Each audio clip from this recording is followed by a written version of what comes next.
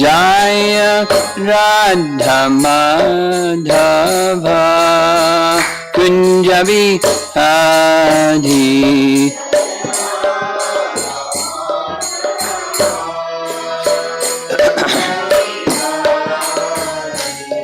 Gopi Jana Vallabha Girivardhari.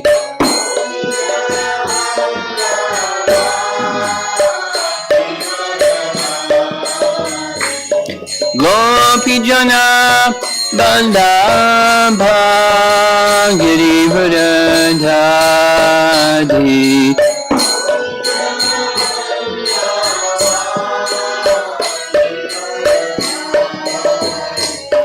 Jasoda Nandana Braja Janarandana.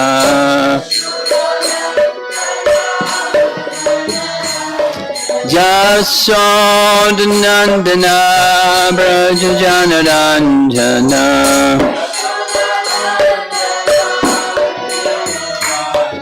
Yamuna Tira Vanachadi.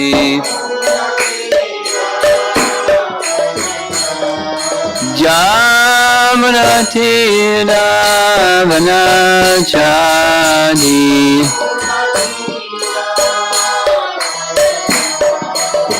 Jaya Radha Madhava Kunja Bihari. Madhava Kunja Bihari. Jaya Radha Madhava Kunja Bihari. Madhava Kunja Bihari. Gopi Jana Vallabha Girivardhari. Jana Vallabha Girivardhari.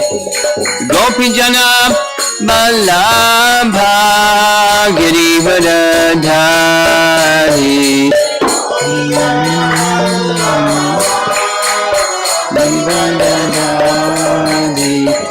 Jasoda Nandana Braja Janarandana.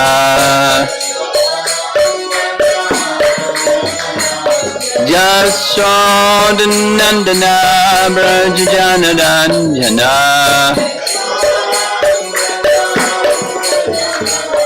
Jamuna Tira Vanachadi. Jamuna Tira Vanachadi. Jaya Radha Madhava Kunja Bihari. Madhava Kunja Bihari. Jaya Radha Madhava Kunja Bihari. Madhava Kunja Bihari. Jayom Vishnupad Paramahamsa Harivedakacharya Astatara Satasri Srimad His Divine Grace A.C. Bhaktivedanta Swami Srila Prabhupada Ki Ananta Koti Vaishnavarinda Ki Grantaraj Srimad Bhagavatam Ki Gaur Premanandi.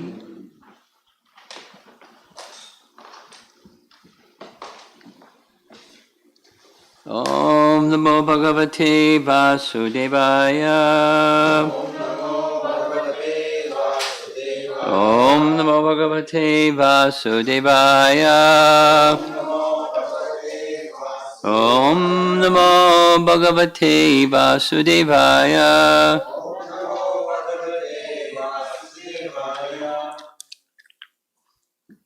We took a little break, but we're going to continue with Canto 10, Chapter 28.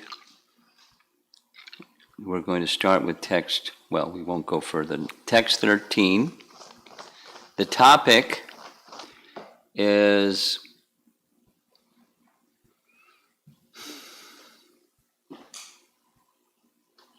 after the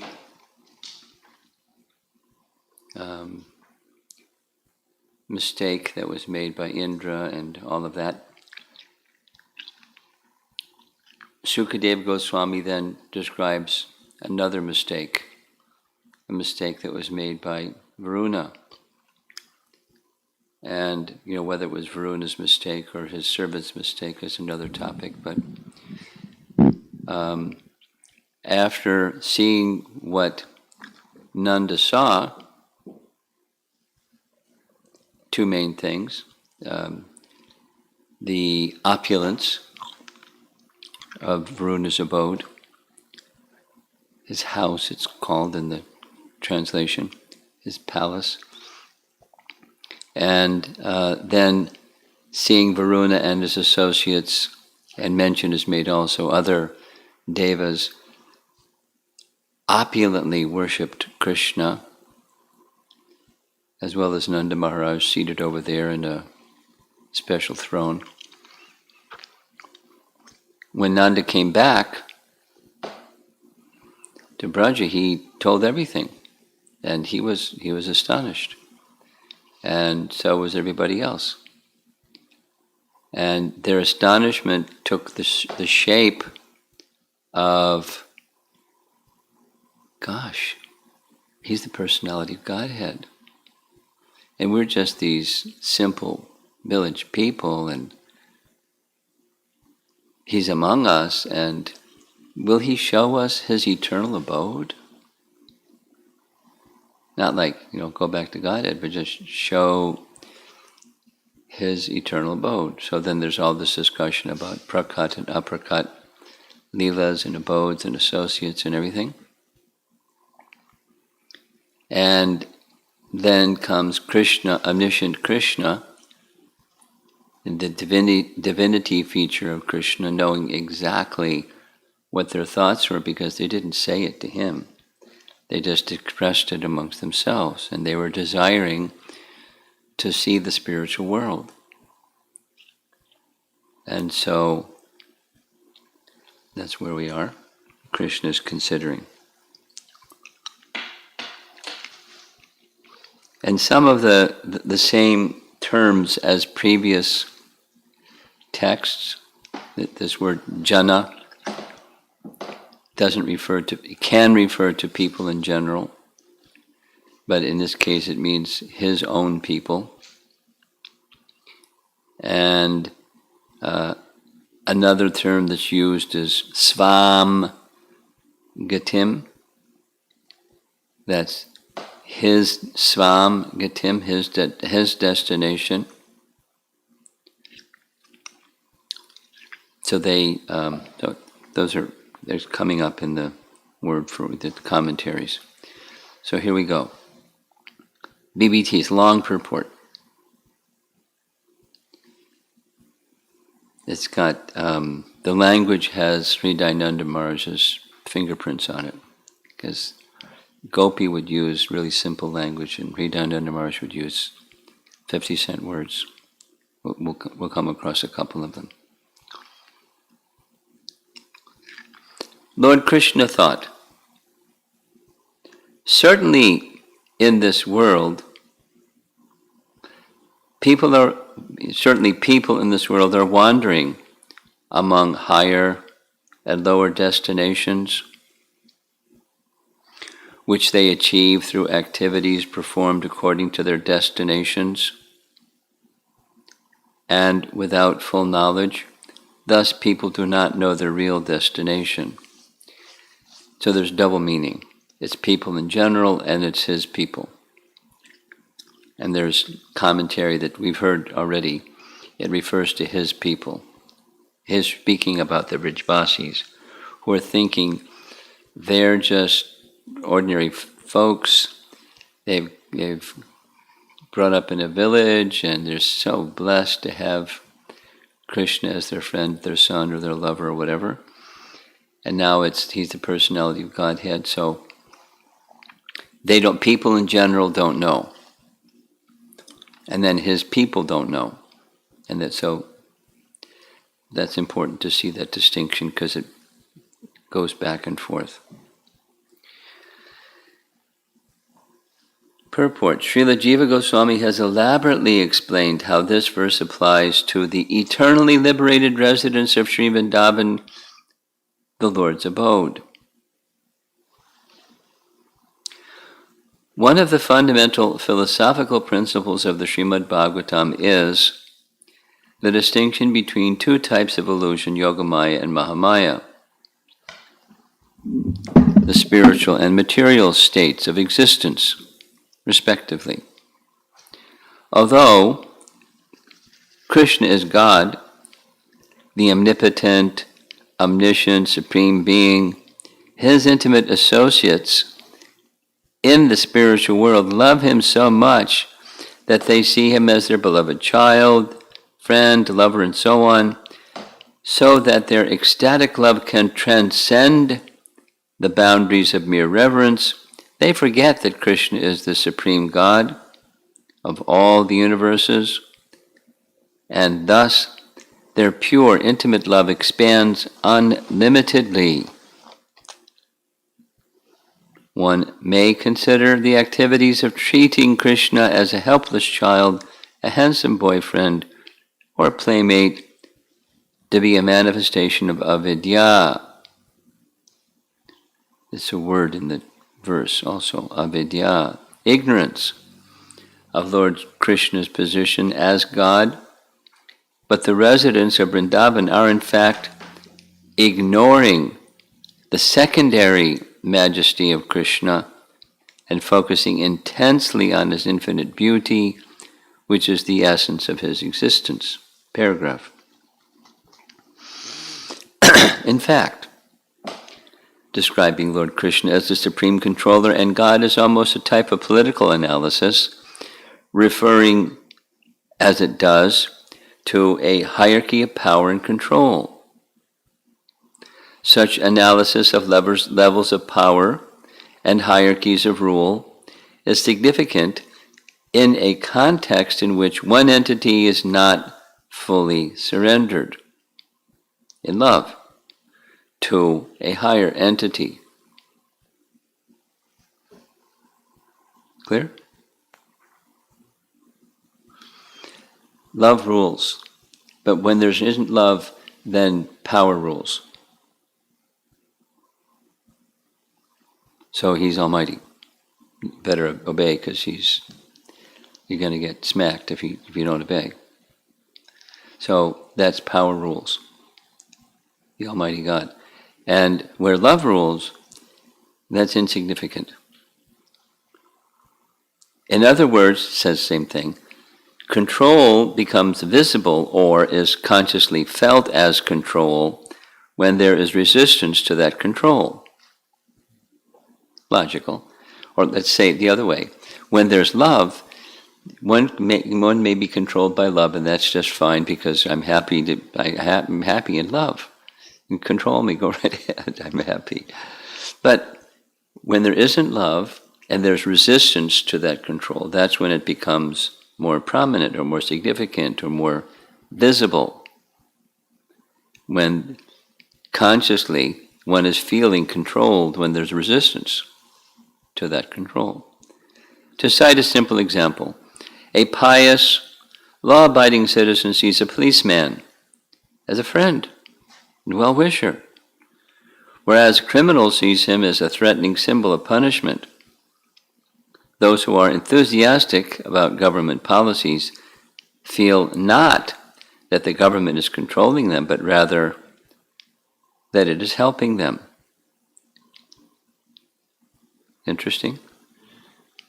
Just a little sharing on that point.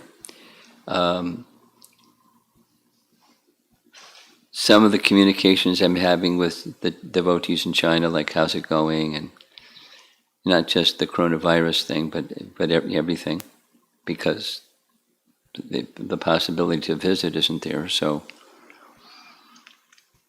two spoke or wrote.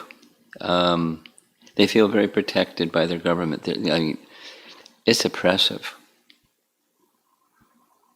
Whew. Here's some, and there's no protest of the government. You can't do like, it's not America. Low lockdown and people are out parading around doing what they want to do. China, this is their phrase, China is a government of law. So the law is, there's three things. You can't go from one province to the other, it's like one state to the other, without papers from the government authorizing you presently. 2, if you're a Chinese citizen coming into the country, you've been out of the country and you're coming back, you're under self-quarantine with a camera outside your door to make sure you don't go outside your door.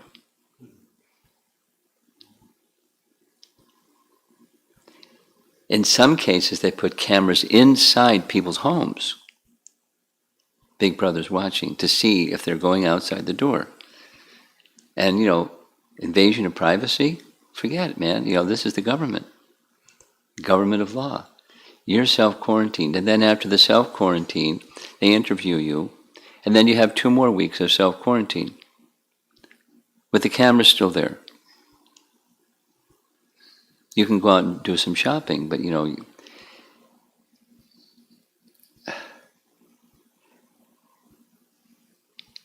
and there's no question of people from outside the country coming into the country.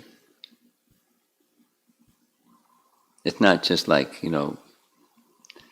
somebody said, they can't even go from Hong Kong to the mainland, or mainland to Hong Kong. It's like, it's super controlled. But the people are not feeling controlled. They're feeling, at least some of the people are feeling, that, we're being protected. They're keeping us safe.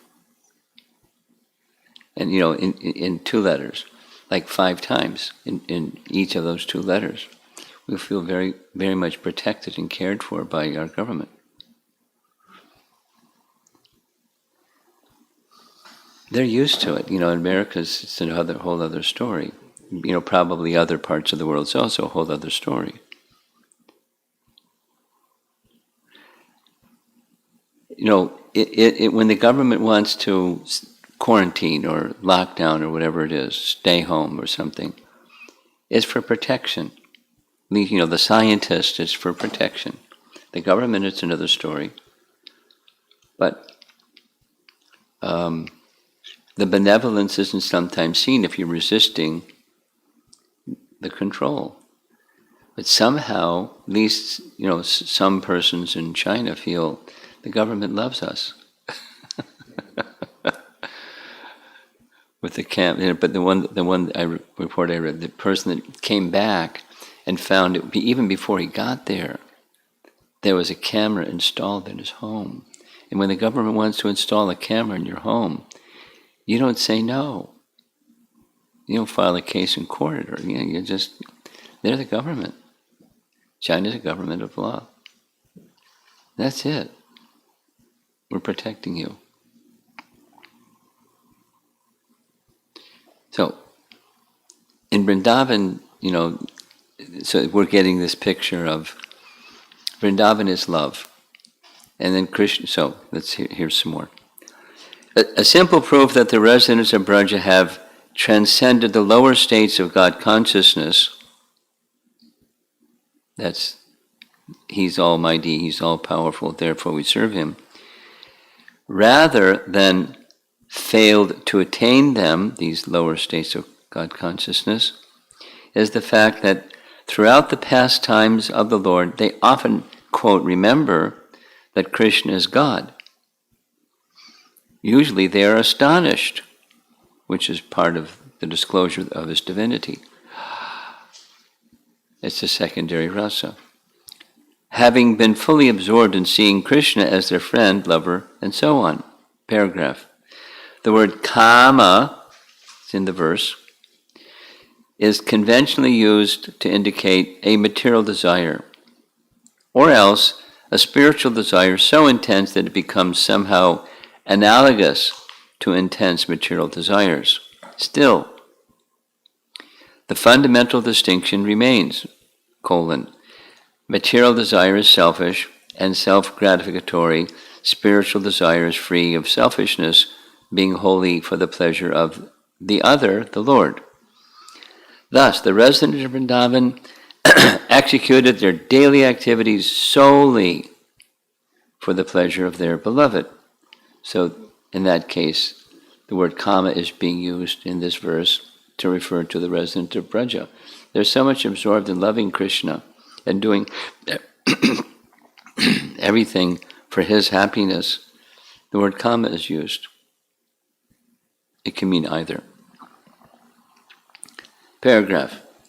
It should be remembered that the entire purpose of Krishna's descent in this material world is to attract living beings back home, back to Godhead. Two things are required for this. That his pastimes display the beauty of spiritual perfection, and that they somehow seem relevant and hence interesting to the conditioned souls of this world. So there's majesty and relevance.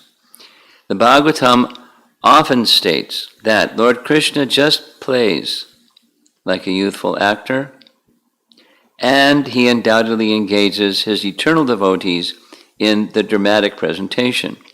Thus, Lord Krishna here muses to himself that people in this world do not know their ultimate destination, and with an obvious touch of the facetious, that's a Hridayananda Maharaj word. Facetious means joking, humorous, tongue-in-cheek, clever. He's not speaking about the residents of Vrindavan, but he's speaking about the residents of Vrindavan. He's speaking about the residents of Vrindavan in a joking tone. He also thinks in this way about his own eternally liberated associates who are playing in this world like ordinary members of a cowherd village. Final paragraph.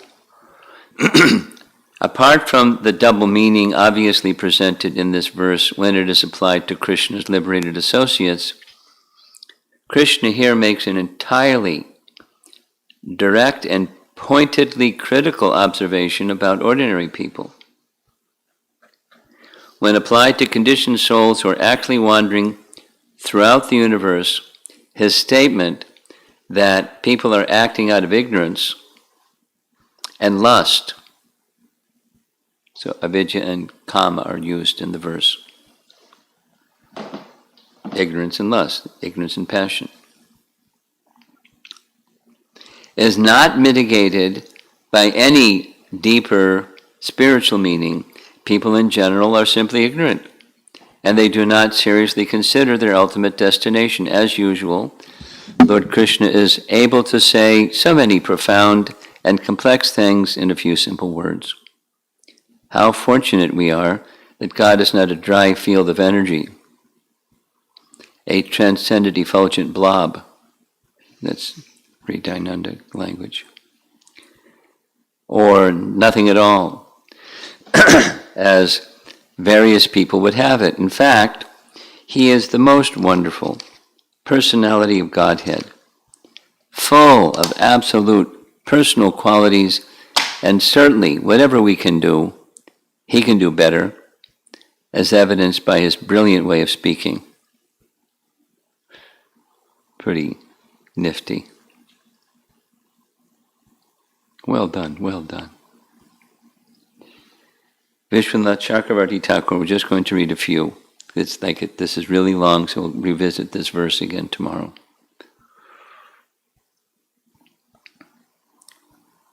Vishwanath Chakravarti Thakur writes, quote, "Through lack of knowledge of their soul, avidya, through desires and through karma, my father and the inhabitants of Braja have become confused in this world about the higher forms the devas, with their great happiness and power, and the lower forms, man, animals, and birds, with their distress and weakness. The confusion arises only because they think themselves ordinary people for the purpose of human-like pastimes. In this role, they do not know their own exalted positions of appearing in Vraja, Swami, that means Krishna's abode, which is rarely achieved by others. Continuing, quote, "When my father saw the opulence of Varuna, which is material, he then considered this Vrindavan to be lower than the planet of Varuna, even though it is the essence of Vaikuntha, just like a foolish person on seeing an inferior pearl will be astonished at its form and luster and think the valuable pearl to be inferior. Thus," this is Krishna's contemplation, "the cowherd men think themselves lower than Varuna and think of liberation and Vaikuntha as higher than the great sweetness they taste in offering their love to me as their son. Liberation and Vaikuntha are both dependent on me. I am not dependent on them. But it is seen in some circumstances that I am dependent on prema. Though it is evident to all, they do not recognize it." Continuing quote, this is, "Thus some people realize the happiness of Brahman in liberation. But Brahma Samhita says this Brahman is the effulgence of my body. This Brahman is without limit, beyond Maya. I say in Bhagavad Gita, I am the basis of Brahman. Matsya says, my greatness is called Para-Brahman. Thus Brahman is my all-pervading formless light beyond material perception, but I am also eternally present in various sweet forms, which are relished by senses anointed with prema." Continuing, paragraph. "As for Vaikuntha, as the Padma Purana says, quote, the area of Mathura is superior to Vaikuntha. Within Mathura is Vrindavan, the eternal abode of Krishna, which is not affected by even the final destruction of the material world. Thus Gopal Tapani Upanishad says, quote, of the seven cities on Bhur Loka, Gopal Puri is the very form of Brahman. Gopal Puri exists on this earth, just as a lotus floats on a lake.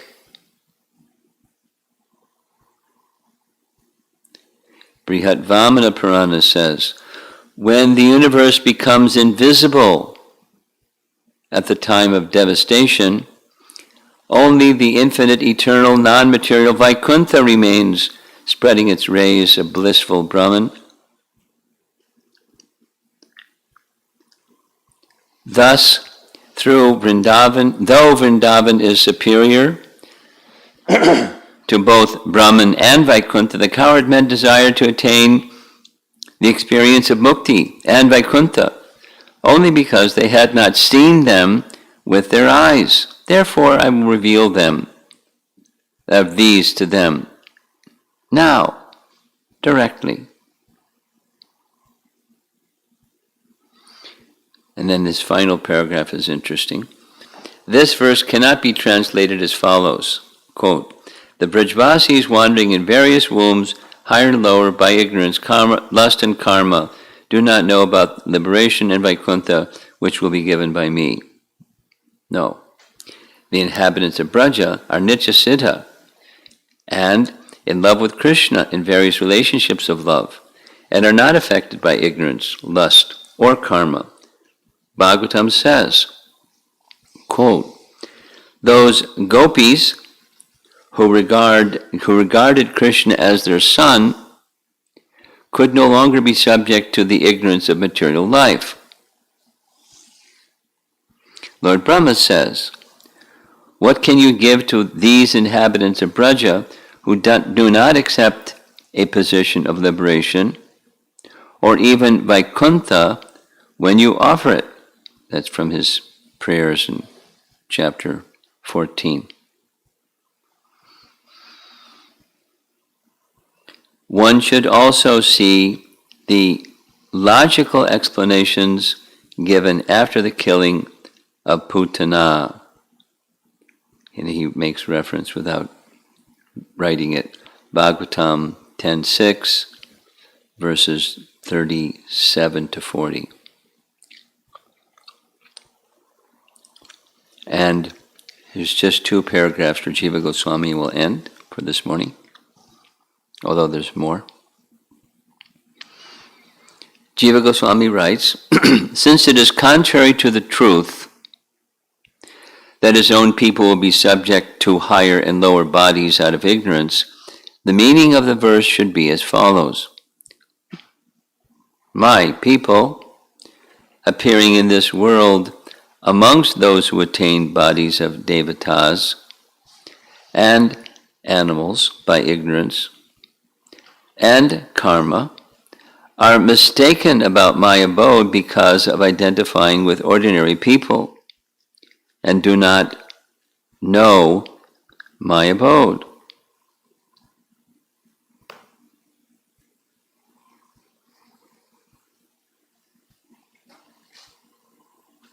How unfortunate. This is because a portion of their knowledge is covered by absorption in my sweetness. Having appeared in this material world by absorption in my pastimes, becoming unaware of everything else, by possessing various desires related to me, kama, by performing favorable actions for me, karma bihi, and various types of bodies filled with prema, kateshu, forgetting the eternally perfect magnificence of Goloka, my people do not know my abode.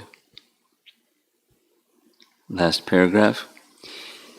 It was said, quote, the cowherds never perceive material tribulations. Chapter 11. And it was said, quote, what can you give to the people of Braja whose houses, possessions, friends, dear ones, bodies, sons, life heirs, and hearts are dedicated only to you? Chapter 14, Brahma's prayers. Words like ignorance are used to express criticism because of remorse arising from compassion. That is, again and again and again, Krishna doesn't like to see his devotees suffer. I've had some exchanges offline with devotees about your question. Yes. Your question about why Yasoda and Nanda didn't just go see Krishna in Braja. I mean, in Mathura. They're mom and dad, just hop, skip, and a jump, and there they are in Mathura. Why didn't they? So that's a nice topic. It'd be pretty logical. But there's multiple transcendental reasons, and why they didn't go, and also why Krishna didn't go. But one of the reasons, one of the very interesting reasons in Brihad Bhagavatamrita is Krishna explains to the devotees in Dwarka, Uddhava and Balaram and Rohini and others, if I went back, it would make matters worse. So I can't stand to see them suffering, but they would suffer even more. And he gives this logic of why they would suffer even more. Because they've been maintaining their lives and the promise that I would come back, and if I came back, I'd also have to return back to Dwarka. And if I came back to Dwarka, then they wouldn't be able to sustain their lives anymore. And he gives other reasons. If they came, then Kamsa would know, those who are the enemies, the friends of Kamsa that remain, the demons, would know of my affection for the residents of Vrindavan, and they would go and attack them. So I couldn't bear that. I can't go. I want to go, but I can't go. They want me to come. I can't go. They can't come here for simply they're sustaining their lives, expecting I'll come. And then there's other reasons. But the main point here is Krishna cannot bear the suffering of his devotees. So, well, wait a minute. Devotees go through tribulations. So, and he's God, so he could not put them through tribulations. So, what's going on? There's tribulations for purification. That's what we experience.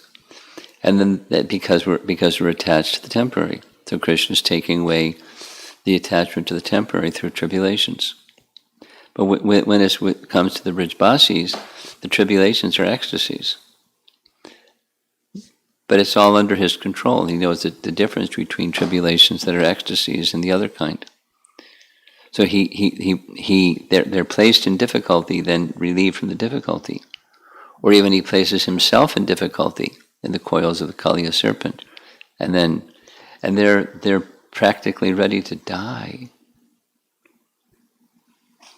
Mother Jashoda is ready to give up her life. What's the use of my life if Krishna's in the coils of Kaliya serpent? She runs to go into Kaliya lake and die with the poison. Balaram stops her. And when Krishna sees, okay, it's gone long enough, so then he gets out of the coils of the Kaliya serpent. It's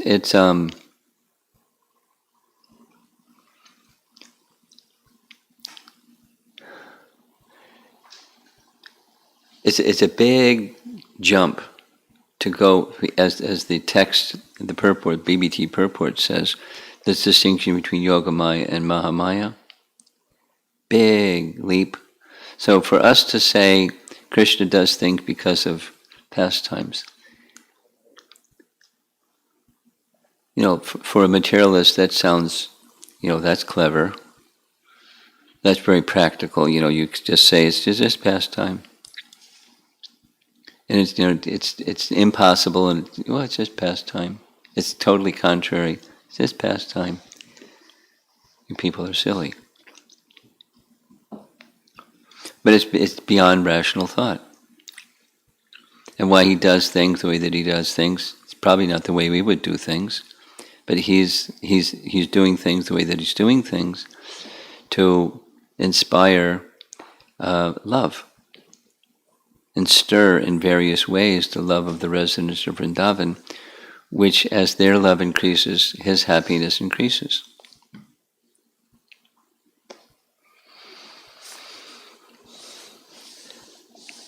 Where is there any literature? We'll say it the other way. There is no such literature like Srimad Bhagavatam. And particularly we get a sense of it through our acharyas, because reading this verse, if commentators hadn't explained it the way that they had explained it, it would just be Krishna speaking about conditioned souls. But from the earlier references to this word jana, it refers to the people of Braja. The people of Braja are Krishna's jana, his people. They're his family. He has great affection for them. So there's to understand the mood of the resident of Vrindavan takes our acharyas. I mean, Shukadeva Goswami speaking, but our acharyas to explain it. And it's very special. Very, very, very, very special. And last thing, just by hearing, it stimulates our attraction for becoming a resident of Vrindavan. And that's why his pastimes are there, to attract souls to come to Swagatim, to his abode. Just by hearing, remembering, describing.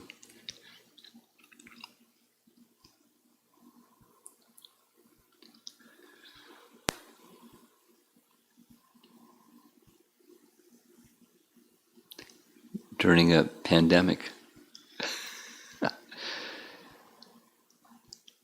We're escapists.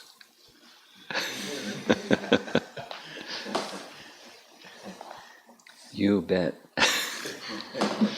But not in the negative sense, in the positive sense. Okay, so let's see if there's some discussion.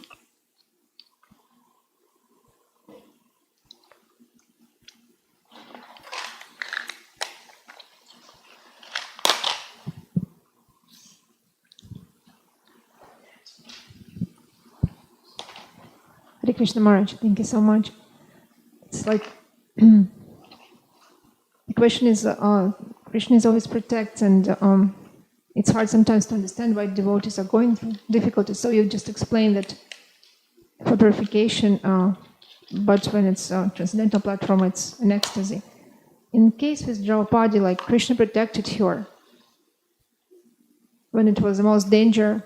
But at the same time, her sons were killed, and Abhimanyu was killed. And for the mother, sons or children are more kind of dear than her own life. But then he protected Parikshit. So, like, how to understand that?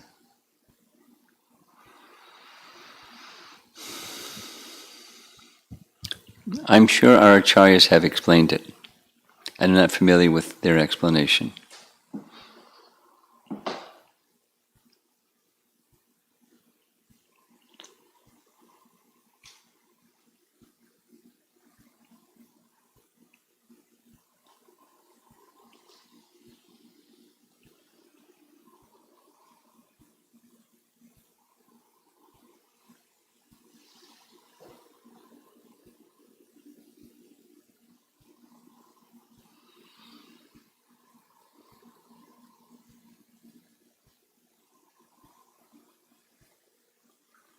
My thoughts are going to what they might say, but I don't know what they said, so I'm reluctant to.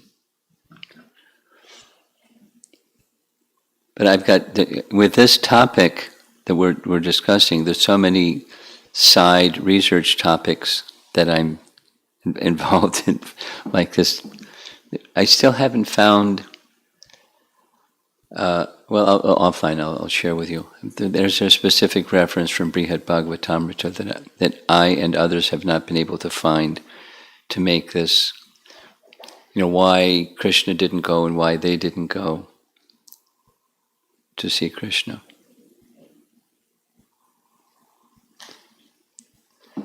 There's more research. So, but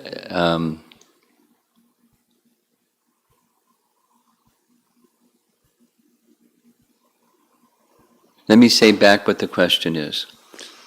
Krishna gives his protection to the devotees, and for purification, they go through tribulation for purification. But in the case of pure devotees, Draupadi lost her 5 sons. Abhimanyu was protected. And the other was Parikshit. Parikshit was protected, Abhimanyu was protected, but the sons of Draupadi were not. Abhimanyu was killed. Abhimanyu was killed. Yes. Ashwatthama was protected. He was spared. Abhimanyu was killed. 5 sons were killed. Abhimanyu, or Ashwatthama, was protected. What a bad person. Okay. I'll see if I can get some persons that already know the answer. Anything else in the room?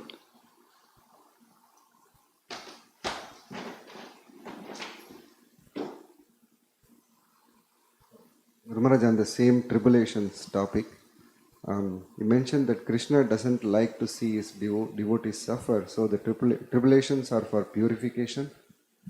How do we know that the tribulation is my past karma that I have to suffer, or for purification that Krishna is giving? Well, if you're a devotee, you don't have that kind of same past karma. Are you a devotee? Trying. Trying. Okay. Then the tribulation is something else. Yes, read the verse and purport. Yes, twinda gopamata venda baho swakarma. It's right there.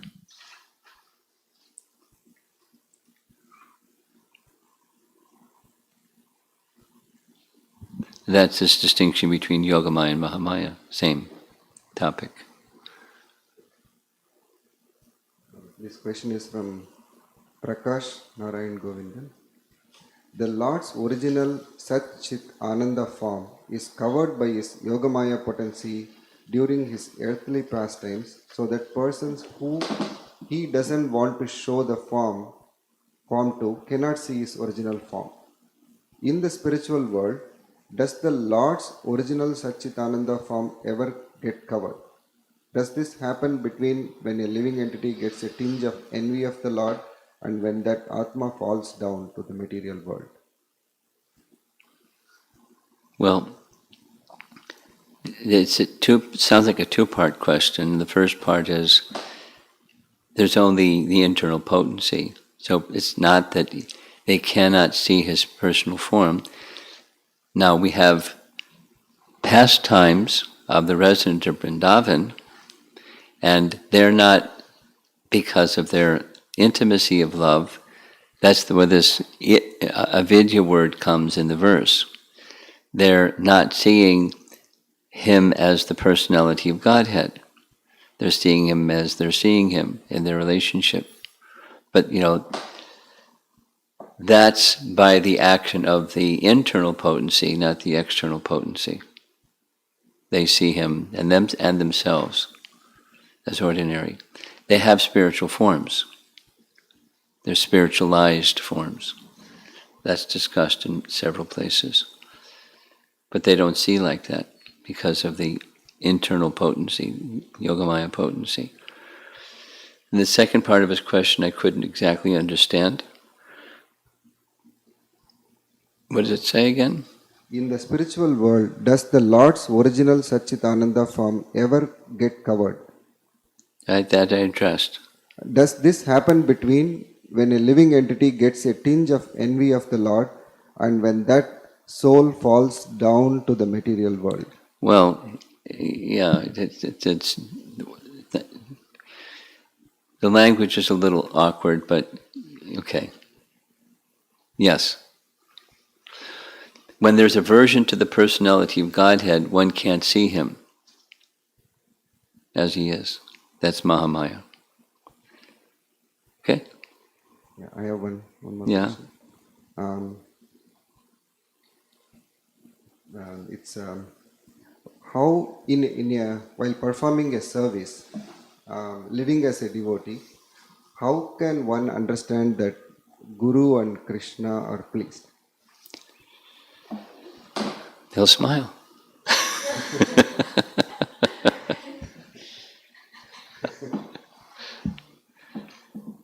But yeah, we understand things through Guru Sadhu Shastra. That's how we understand things. So, if Guru is pleased, what's the standard?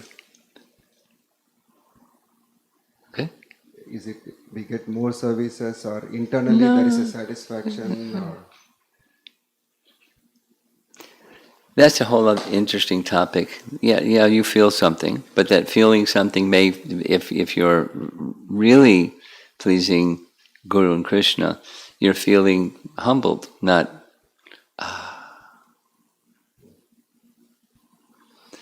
There's this nice little section in Brihat Bhagavatamrita, spoken by, I believe it's Narada, where the nature of a devotee is they're not hankering for satisfaction.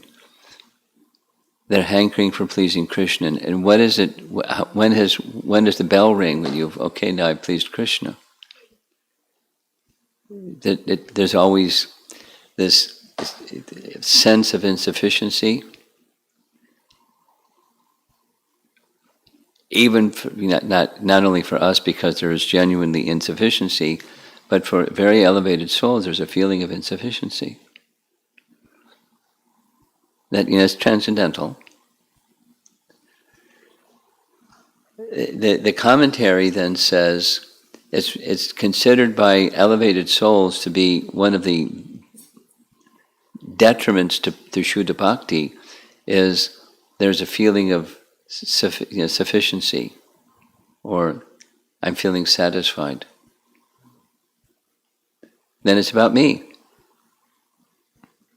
No, so it's good for us to want to feel satisfied. So with that sense of satisfaction, then the allure of material enjoyment dissipates. Pram drishvandavartate, higher taste. But on more elevated stages, so anyway. Yeah, yenat masu prasidati, following your statement. It's right in the Bhagavatam. I'm feeling fulfilled.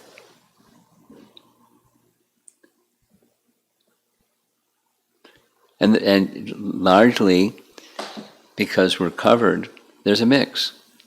Like let's say someone cooks a feast, and they're wanting very much to see, is everyone, did it come out well? So there's Krishna must have been pleased, and yay, I did it. There's mix. So that I'm feeling satisfied is not, what do we understand the meaning of happiness and satisfaction or anything in our conditioned state? And in the transcendental state, there's always there's profound humility. And even in the midst of the profound humility, let's take Srila Prabhupada, who was very bold, at the same time very humble. It's not ordinary. Transcendental consciousness it's hard to compare to ordinary consciousness. So we go by the authority of Guru Sadhu Shastra. Next question. Yeah. On the topic of tribulations, this is from Sunita, I think Sachimata Mata. On the topic of tribulations faced by devotees, a lady started coming to the temple recently and is developing attraction to Lord Krishna, reading a lot of Srila Prabhupada books. Oh, it's not a... Oh, okay. Books, chanting a lot, etc. In Friday, her mother passed away due to COVID-19. She was a healthcare worker, died serving other COVID patients. Now this person who is in Canada can't go to see her mother's body in New York. She is asking me why Krishna has done this to me after so much chanting and reading that I can't even see my mother one last time. I am not able to give a convincing answer. Send her that YouTube link, victim mentality. I sent it to you, right? No, I didn't. Victim mentality. I'll send it to you when I go upstairs. And you can forward it to her. This is how she can answer. It's very Bhakti began Maharaj speaking. It looks like he's in Vrindavan, self-quarantined in Vrindavan. But it's a classic. It's like so philosophical, and at the same time so practical. He's really a brilliant speaker. Yeah. Bhakti began. He's giving right now seminars almost every day. He what? He does seminars almost every day now, from America, Russian speaking, from all over the world. Right now it's happening on Zoom. He's a very elevated personality.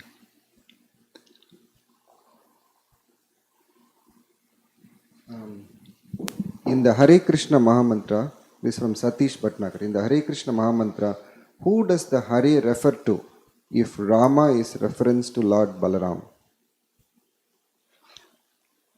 The hara, the potency of.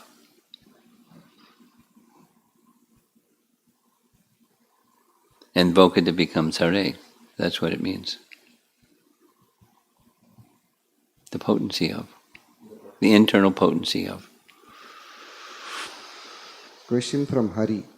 How do we understand and reconcile the differences in philosophy, tattva, even within the Vaishnava path? There's variety in the spiritual realm. That's how we understand it. Different moods, varieties of moods, varieties of love, and their expression of that, rendering the scripture, comes out this way, that way, because of varieties.